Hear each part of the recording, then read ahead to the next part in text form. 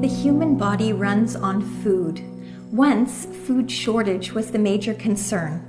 After the Second World War, technological advances in food production led to a new era that was characterized by an overabundance of inexpensive food and relatively little physical activity. In the decades that followed, other sociocultural shifts continued to contribute to the changing way we ate. Women who had previously controlled most of the average family's food preparation now entered the workforce in significant numbers, and the processed food industry began to capitalize on our need for fast, convenient food. This meant that fewer meals were being cooked at home, and since convenience foods were generally higher in calories than home-cooked meals, the average person's caloric intake increased dramatically.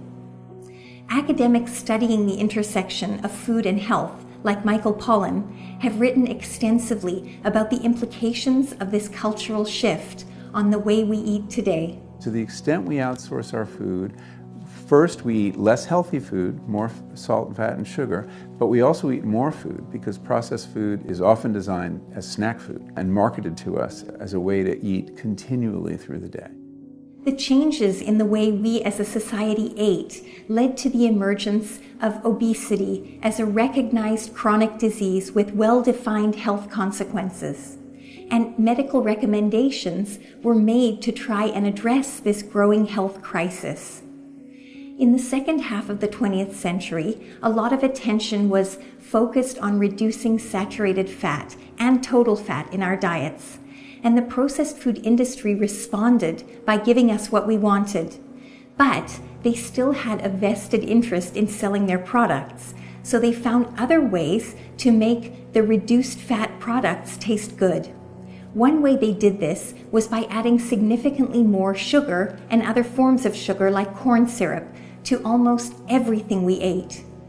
This not only made the reduced fat foods more appealing, but it also increased their shelf life. So the food industry had a huge incentive to add corn syrup and other sweeteners to packaged foods.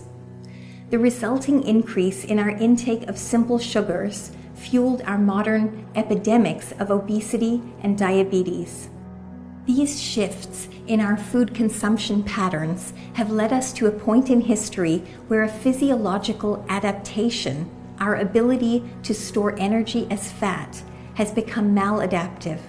The balance between food availability and energy expenditure has been disrupted, and it's left us with an exponential increase in the incidence of obesity over the past 60 years, an epidemic that the World Health Organization has labeled a worldwide public health crisis.